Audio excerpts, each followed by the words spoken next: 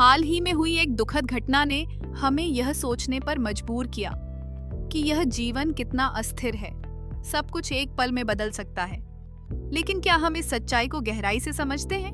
यही प्रश्न हमें आज के इस विशेष सत्संग की ओर ले जाता है, जहां हम जानेंगे संत कबीर दास जी के दो अद्भुत दोहों का गूढ़ अर्थ।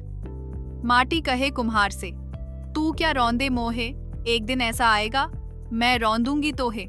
इन सरल पंक्तियों में छिपा है गहन कर्म सिद्धांत, चेतना की यात्रा और परमात्मा से जुड़ने का मार्ग। आज हम समझेंगे कि मिट्टी सिर्फ शरीर नहीं, वो साधन है आत्म चेतना की ओर जाने का। कबीर साहब की वाणी हमें बताती है कि कैसे हम जन्म मरण के चक्र से मुक्त हो सकते हैं। तो आइए इस प्रकाशमयी यात्रा में साथ चलें और जानें माटी, चेतना और मोक्ष का गहरा संबंध। एक हफ्ते पहले हमने देखा कि एक हवाई जहाज अहमदाबाद से लंदन के लिए उड़ रहा था और कुछ ही सेकंड मिनटों में वह हादसे का शिकार हो गया। बहुत से लोगों के शव नहीं मिल पा रहे हैं और पहचान भी नहीं हो रही है। यह घटना जीवन की क्षणभंगुरता को दर्शाती है। शरीर और मन की स्थिति बहुत ही तुच्छ है, जैसे कमल पत्र पर पानी की एक बूंद। लेकिन हमें यह समझ में नहीं आता।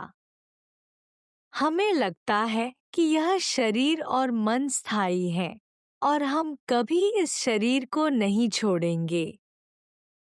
तो फिर हम इस सत्य को कैसे समझें? आज हम गुरुजी से यही जानने का प्रयास करेंगे।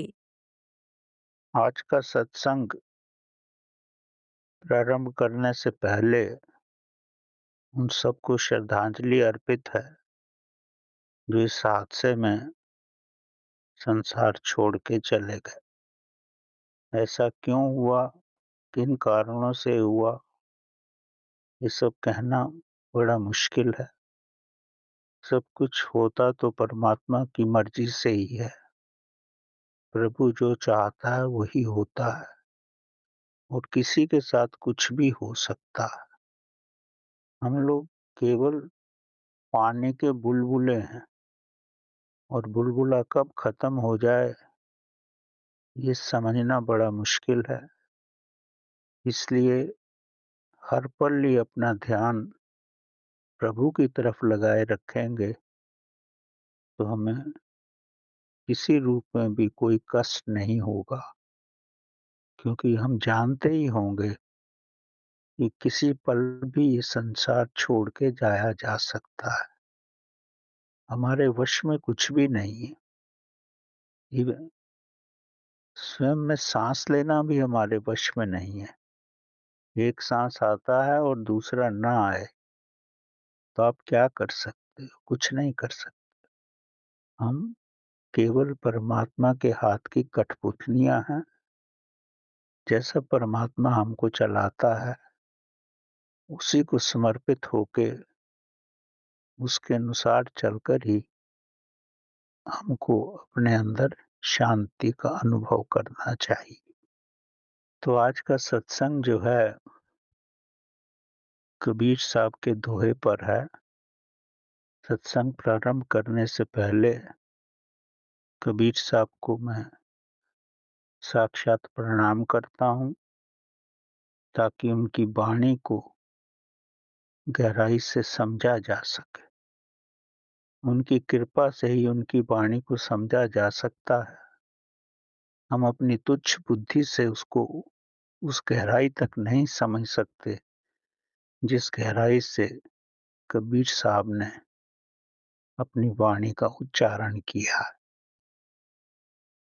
तो आज का जो श्लोक है, माटी कहे कुमार को, तू क्यों रोंदे मोए, एक दिन ऐसा होएगा मैं रोंदूंगी तोए। और दूसरा दोहा है, हाड़ जरे जो लाकड़ी, केस जरे जो घास, सब जग जरता देख कर भय कबीर उदास। अंग्रेजी भाषा में इन दोहों का अनुवाद ऐसा किया जा सकता है: the clay tells the potter, why are you trampling over me? One day it will happen, I will trample you.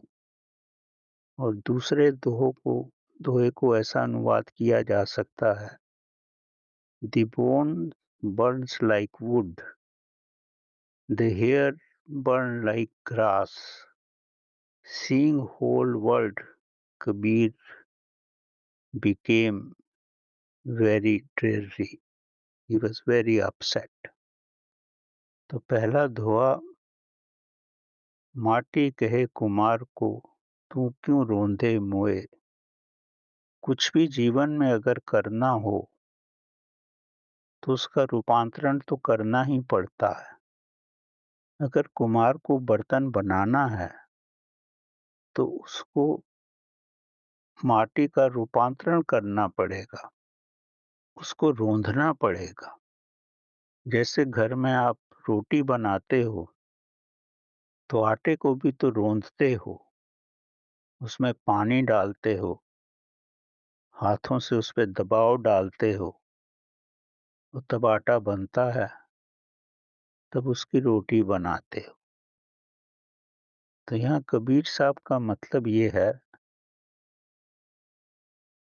कि हम माटी को रोंदते हैं, तो माटी भी एक जीव है, तो माटी भी सोचती है कि आज ये मेरे को रोंद रहा है, एक वक्त ऐसा आएगा कुछ समय के बाद मैं इसको रोंदूंगी।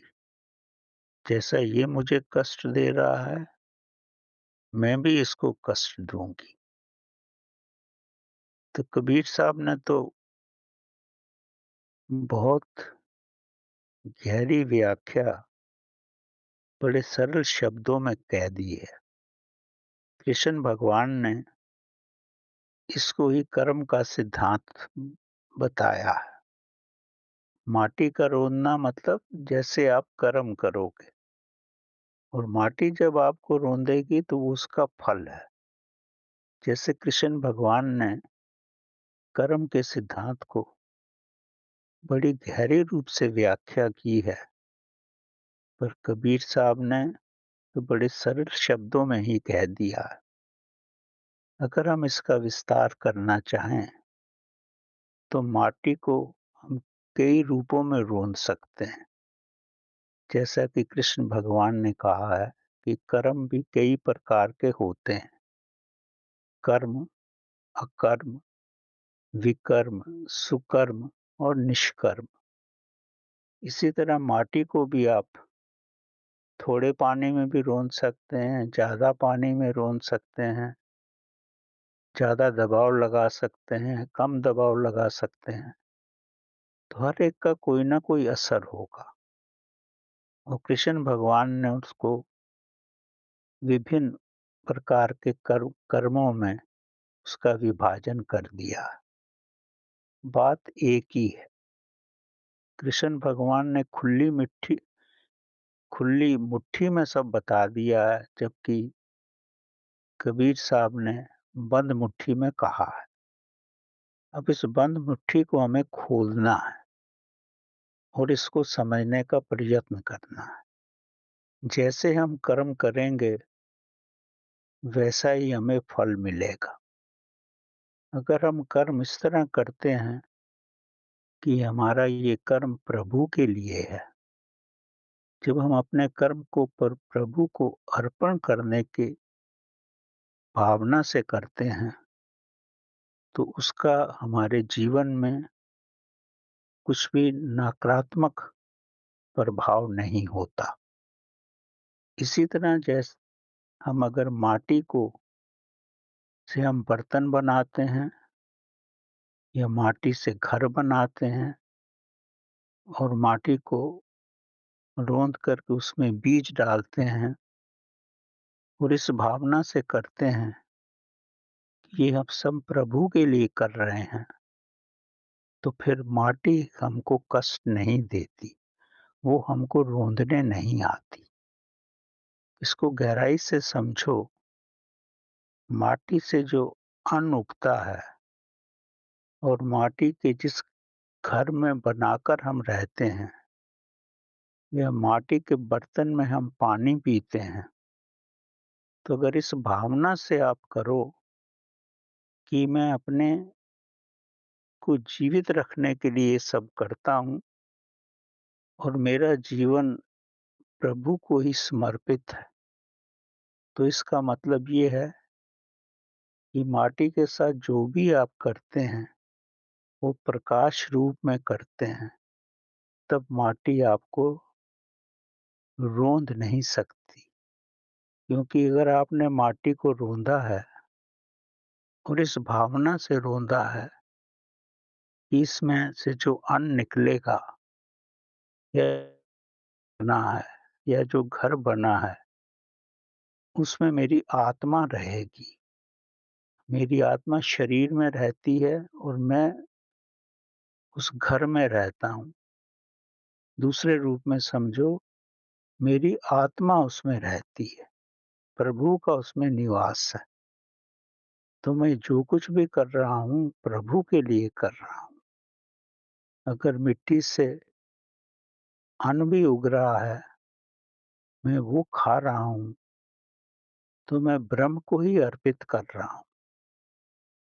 और उस अर्पण में जो शक्ति मिलती है, उससे मेरी चेतना का विकास हो रहा है और मैं अपनी चेतना को प्रभु की तरफ ले जा रहा हूँ। तो ये जो भी मैं माटी के साथ कर रहा हूँ, वो कर्म नहीं है, वो एक अकर्म बन जाता है। वो सब प्रभु के लिए होता है। अगर आप इसको कर्म के रूप में करते हैं, अपनी लग्ज़री के लिए करते हैं, तो ये आपको कष्ट देगा। अगर परमात्मा के लिए करते हैं, तो इसमें कोई कष्ट नहीं। दूसरे रूप में समझो, अगर आपके साथ कोई भी गलत कार्य कोई करता है, तो ये समझो कि आपने उसके साथ कुछ ना कुछ गलत किया है, तभी उसकी माटी आपको रोंद रही है, आपको कष्ट दे रही है। अगर आपने उसको कभी कष्ट नहीं दिया है, तो वो आपको कष्ट नहीं दे सकती। तो ये पूर्ण रूप से कर्म का सिद्धांत ही है। अगर आप अपने घर में अपने बहन-भाइयों से कष्ट पा रहे हैं या अपनी पत्नी से कष्ट पा रहे हैं या बच्चों से कष्ट पा रहे हैं, तो ये समझो कि किसी जन्म में अवश्य मैंने उनको कुछ न कुछ कष्ट दिया ही होगा। तभी वो हमको आज रोंदने का प्रयत्न कर रहे हैं। आप जैसे धन कमाते हैं, उसका भी प्रभाव वैसा ही पड़ता है। अगर आप कुशल कार्य करके और पवित्र विधियों से धन का अर्जन करते हैं, तो आपको भी सुख देगा, आपके बच्चों को भी सुख देगा। अगर आप गलत तरीके से अशुद्ध विधियों को अपना कर के धन अर्जन करते हैं, तो समय आने पर वो धन भी आपको रोंदेगा, कष्ट देगा। एक छोटी-सी कथा है गुरु नानक देव जी की, जब वो अपने धर्म के प्रसारण के लिए अलग-अलग गाँव में जाते थे।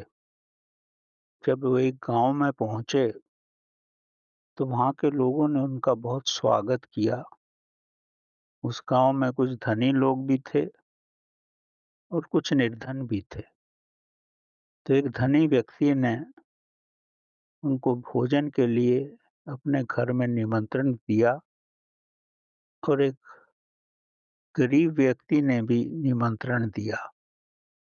तो गुरु नानक साहब बोले, मैं इस गरीब व्यक्ति के घर जाऊँगा। तो धनी बहुत रुष्ट हो गया। तो अंत में उन्होंने बोला, नहीं मैं तेरे घर आ जाता हूँ। और गरीब व्यक्ति को बोला, जो तू मेरे को खिलाना चाहता है तो उस घर में लेके आ जा। तो ये धनी व्यक्ति के घर गए और गरीब व्यक्ति भी अपनी रोटी लेके आ गया। दोनों ही भोजन उनके सामने उन्होंने अमीर व्यक्ति की थाली से रोटी उठाई और उसको अपने हाथ में लेकर के उसको मसला, तो उससे खून की 2 बूंदें निकली। तो गुरु नानक साहब बोले, तेरी रोटी में तो खून है, मतलब तूने कमाई जो रोटी बनाने में लगाई है, वो ठीक ढंग से तूने नहीं कमाया है। तूने गलत विधियाँ इस्तेमाल की हैं। तूने अवश्य किसी को धोखा दिया है। और गरीब व्यक्ति का की रोटी ली और उसको दबाया, तो उसमें दूध निकला। तो बोला, देखो ये पवित्र कमाई है, ये मेहनत की कमाई है। इसने भी माटी को रौंदा है, लेकिन ऐसा रौंदा है कि जिससे समाज की भलाई हो। और उससे जो अन्न निकला है, उसमें दूध का रूप है। और अमीर व्यक्ति को बोला कि तेरी जो कमाई है, उसमें खून है। वो खून अगर तू खाएगा, तेरे बच्चे खाएंगे, ये जो भी खाएगा, तो स्वयं ही सोच सकता है कि उनको ये कष्ट ही देगा। उससे ना तो उनका मानसिक विकास होगा, इससे उनका शरीर भी खराब होगा और इसमें किसी तरह का बुद्धि का विकास भी नहीं होगा। जबकि गरीब व्यक्ति की के अन्न में जिसमें कि दूध निकला है, जो भी उसको सेवन करेगा, उसको स्वास्थ्य भी मिलेगा और प्रकार का लाभ मिलेगा। तो यह कहने का मकसद यही है कि जैसा आप कार्य करोगे, वैसा ही आपको फल मिलेगा और आपका भविष्य भी खराब होगा अगर आपने ठीक कार्य नहीं किया। अगर माटी को ठीक से नहीं रौंदा है, तो आपको वो कष्ट ही देगा। एक मेंढक एक सांप के पास जाता है, जबकि सांप बीमार था, वृद्ध हो गया था। उसको बोलता है, मैं तो तेरा भोजन हूँ, पर आज मित्रता के रूप से तेरे पास आया हूँ। मेरे पास एक जगह है, तू वहाँ जाके रह और मैं तेरे को भोजन के लिए रोज कुछ ना कुछ भेजूँगा। सर्प मान गया और जहाँ कुआँ था, वहाँ पर एक होल था, उसमें सांप को रखा गया। तो मेंढक दूसरी तरफ रहता था। वो मेंढकों का साम्राज्य था। अपने साम्राज्य को बढ़ाने के लिए जो मेंढक उसको कष्ट देते थे, तो बहाने से को बोलता था कि आप एक-एक मेंढक को कि तुम उस खड्डे में चले जाओ और वहाँ से बाहर निकल जाना। तो मेंढक सुन कर के उसकी बात जब उस खड्डे में जाते थे, तो वहाँ तो साँप रहता था, उसको खा लेता था। इस तरह जितने भी और मेंढक थे, जिनको कि अपना दुश्मन समझता था, एक-एक करके प्रतिदिन के हिसाब से वहाँ भेज दिया और धीरे-धीरे साँप एक-एक मेंढक को खा लिया और बाद में जब सब मेंढक खत्म हो गए, अब इसका अपना परिवार ही बचा, तो ये बड़ा प्रसन्न था। तब सर्प के पास गया, बोला मैं अब आप अपने निवास पे चले जाओ। तो सर्प ने क्या बोला, दूसरों को भोजन के लिए मेरे पास भेजा, तेरे जैसा दुष्ट कोई दूसरा है ही नहीं, तो मैं तेरे को कैसे छोड़ सकता हूँ? तो उसने उस मेंढक को भी खा लिया और उसके परिवार को भी खा लिया। तो जैसा करोगे वैसा भरोगे, जैसे माटी को रौंदोगे वैसा ही फल मिलेगा। तो अपनी भावना अगर आप गलत रखते हो, तो कहीं न कहीं से कष्ट मिलना स्वाभाविक ही है। व्यक्ति वो समझता नहीं है, जानवर भी वो नहीं समझते, पर समय आने पर सब कुछ स्पष्ट हो जाता है। मैंने आपको भीष्म पितामह की कथा सुनाई थी। उनको भी जब तीरों की तीरों की सेज पे रखा गया, तब वो ये नहीं समझ सके कि तीरों की सेज पे क्यों हूँ मैं।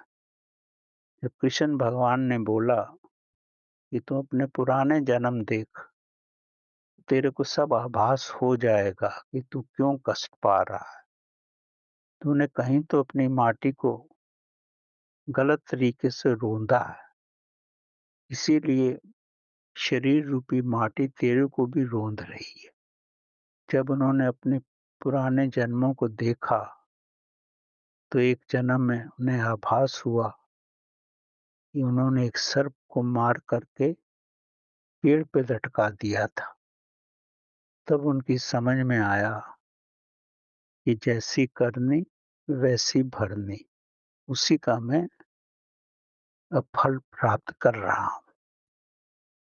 इसी को अब दूसरे रूप में समझो कि हम लोग सिर्फ मोह और घमंड में रह कर के बहुत सारे कार्य कर लेते हैं। मोह तो हमेशा यही चाहता है कि मैं प्रेम में बदल जाऊं।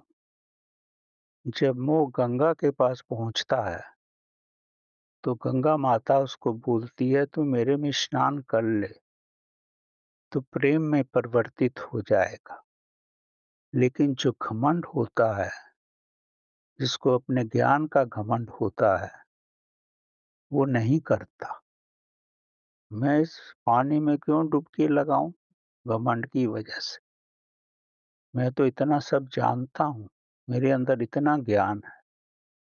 वो किनारे पर ही खड़ा रहता है।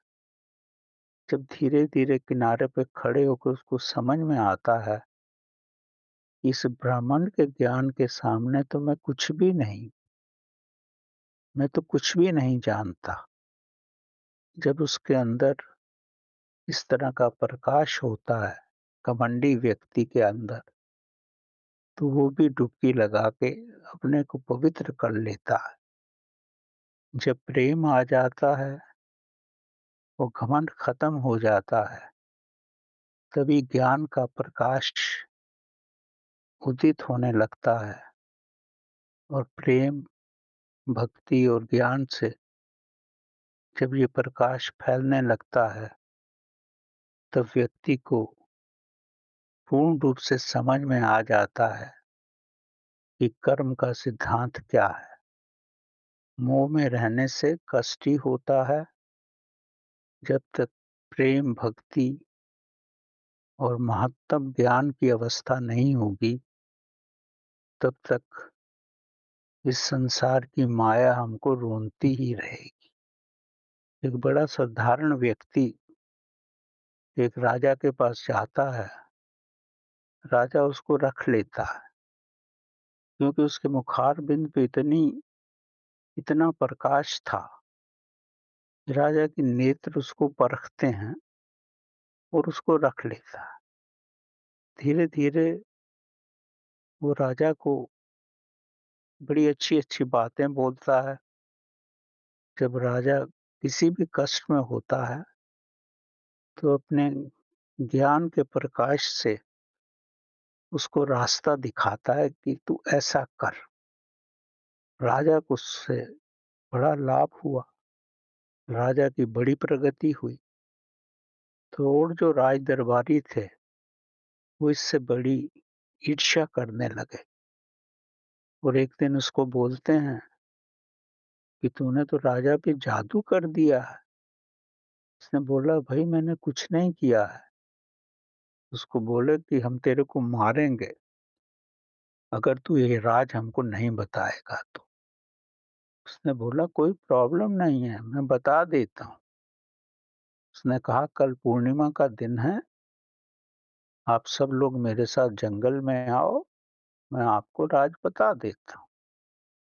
सब गए उसके साथ जंगल में, एक जगह बैठ गया और उसने कहा कि आज चाँद का प्रकाश आ रहा है, आपके सर पे जहाँ पर भी सर के ऊपर जहाँ पर भी चाँद का प्रकाश पड़ता है, वहाँ आप खुदाई करो, वहाँ खोदो, वहाँ रोंदो, तो आपको ज्ञान का स्रोत मिल जाएगा और आप भी मेरे जैसे बन जाओगे। सब लोग बड़े खुश हुए। उसकी बात को पूर्ण रूप से नहीं समझ सके क्योंकि उनको ज्ञान ही नहीं था। तो जहाँ चाँद का प्रकाश आ रहा था, तो जिस जगह पे वो खड़े थे वहाँ ज़मीन को खोदने लगे और रात भर खोदते रहे तो उन्हें कुछ भी नहीं मालूम पड़ा, कुछ उनको नहीं मिला और ये तो एक जगह बैठा हुआ था।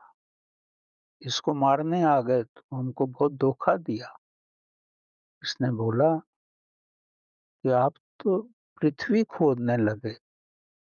मैंने बोला था जहाँ चाँद का प्रकाश आपके सर पे पड़ता है, वहाँ खुदाई करो, तो वहाँ ज्ञान का अमृत आएगा।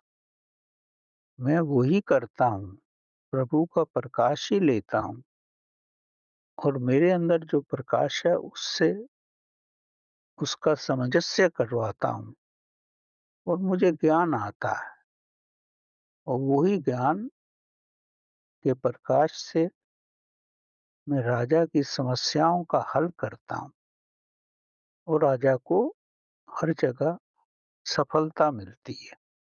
आप भी वैसा ही करो, मैंने तो यही बताया था और आप ज़मीन खोदने लगे।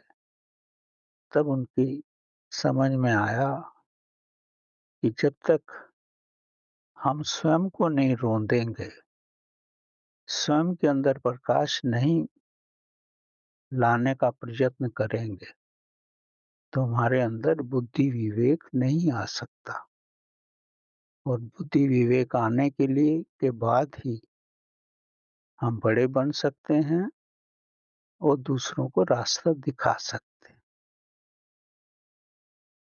और धीरे-धीरे वो सब भी इसी रास्ते पे चलने लगे और प्रभु के सामंजस्य में आकर के उनका भी बुद्धि विकास हो गया। तो यहाँ प्रश्न ये है कि जो भी आप कार्य करते हो, उसको प्रभु को ही समर्पित करो। अगर माटी को भी रौंदते हो, तो जो उससे बर्तन बनते हैं या घर बनता है या उससे अन्न जो बनता है, उससे जो शक्ति मिलती है, उस शक्ति को किसी न किसी रूप में परमात्मा को समर्पित करो, तो ये जो माटी है, माटी का भी विकास होगा और माटी भी आपको कष्ट नहीं देगी, क्योंकि आप स्वयं के लिए तो नहीं जी रहे हो, आप जी रहे हो ताकि आपके अंदर प्रकाश पैदा हो और उस प्रकाश से आपको परमात्मा का ज्ञान हो।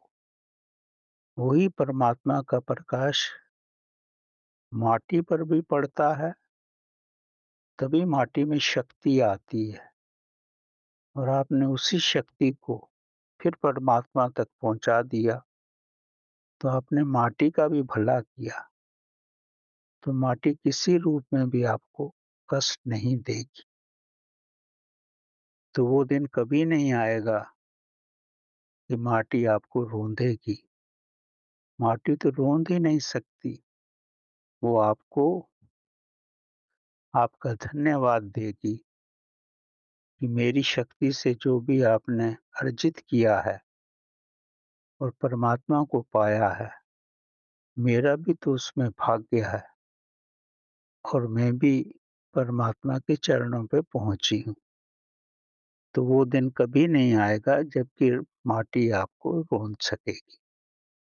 कबीर साहब का दूसरा दोहा जो है, हार जरे जो लाकड़ी, केस जरे जो घास, सब जग जरता देखकर भये कबीर उदास।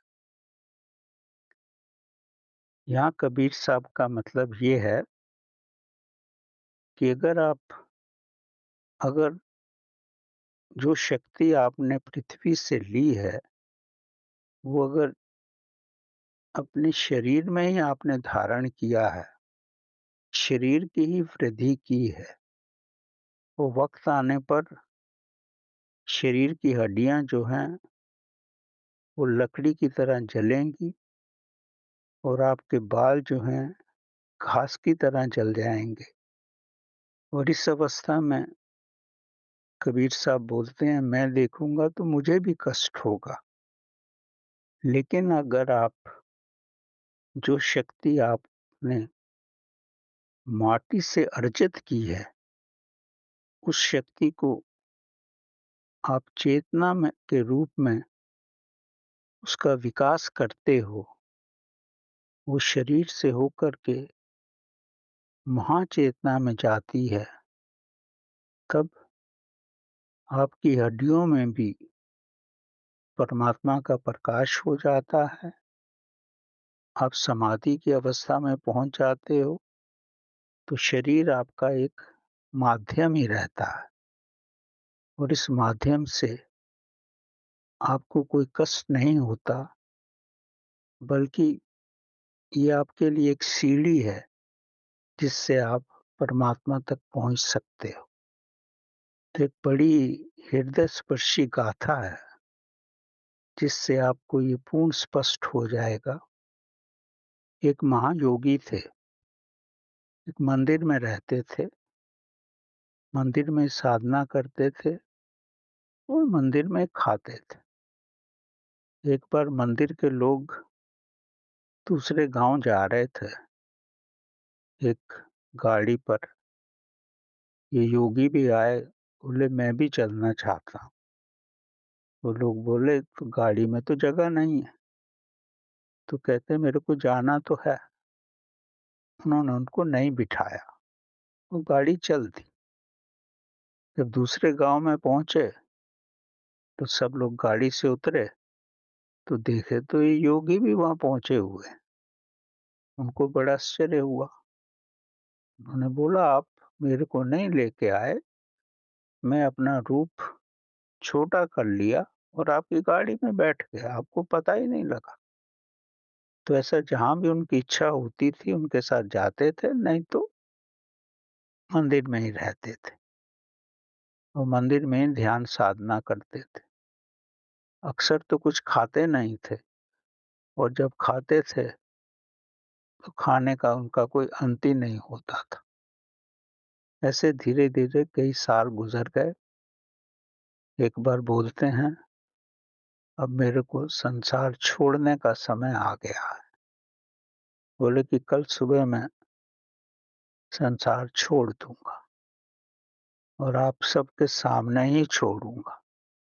मंदिर के सामने चबूतरे पर सुबह 5 बजे बैठ गए ध्यान की अवस्था में और जो लोग इच्छुक थे इनको देखने के लिए, वो चारों तरफ कोई बैठ गए, कोई खड़े हो गए। तो थोड़ी देर में देखते हैं कि योगी महाराज के शरीर से अग्नि का प्रकाश निकलने लगा और आहिस्ता-आहिस्ता उनके सर पे पहुँच गया, उनके बालों पे पहुँच गया, बाल जल गए, धीरे-धीरे शरीर जल गया और कुछ ही मिनटों में सब कुछ प्रकाश हो गया और उन किसी को भी नहीं मालूम पड़ा कि सारा प्रकाश आसमान में चला गया और ब्रह्मांड के साथ विलीन हो गया। तो उन्होंने अपना जीवन में चेतना की इतनी महास्थिति उनके जीवन में आ गई थी कि वो चेतना के प्रकाश से ही, चेतना की शक्ति से अपने शरीर को भस्म कर लिए और प्रकाश रूप में ही ब्रह्मांड में एक हो गए।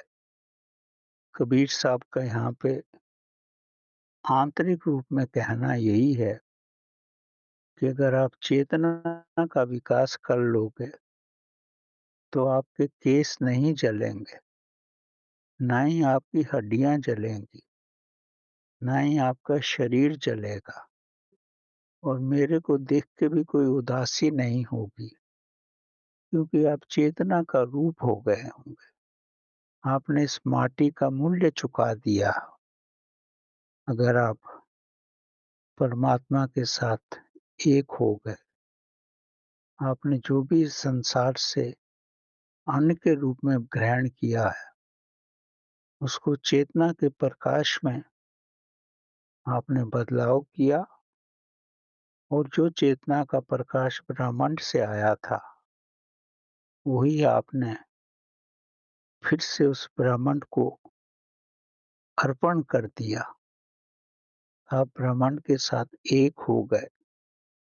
इस अवस्था में आपका ना हाड़ जलता है, ना आपके बाल जलते हैं, ना आपका शरीर जलता है। सिर्फ उससे ज्ञान का प्रकाश पैदा होता है। वही प्रकाश पैदा होता है जो प्रकाश ब्रह्मांड से आया था और फिर वही ब्रह्मांड में लीन हो जाता है। आप केवल एक माध्यम हैं और ऐसा ही जीवन व्यतीत करो। सब कुछ करो, माटी को भी रौंदो, उससे अन्न भी बनाओ, घर भी बनाओ, लेकिन वो सब परमात्मा को अर्पित करो और शरीर रूप माध्यम से ये सब मुमकिन है करना। जबकि आप अगर इसमें चेतना का विकास कर सको, आत्मा तो आपके रूप में है ही, उसी का विकास करना है, उस साक्षी का ही विकास करना है और वो साक्षी ही प्रकाश का रूप है। वो साक्षी ही आपके शरीर को प्रकाश में बना देता है और तब आपको शरीर को जलाने के लिए लकड़ियों की जरूरत नहीं पड़ती, ना ही मृत शरीर पे घी डालना पड़ता है। आपकी चेतना की अग्नि से ही शरीर एकदम प्रकाशवान हो जाता है और वो प्रकाश ब्रह्मांड में मिल जाता है।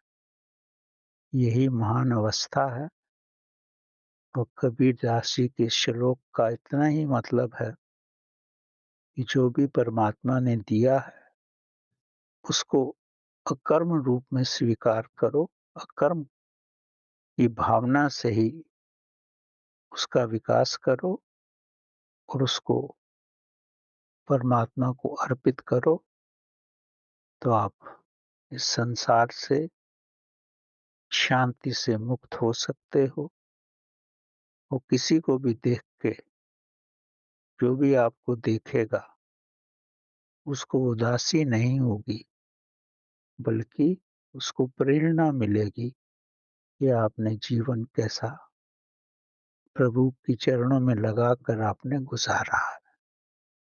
धन्यवाद।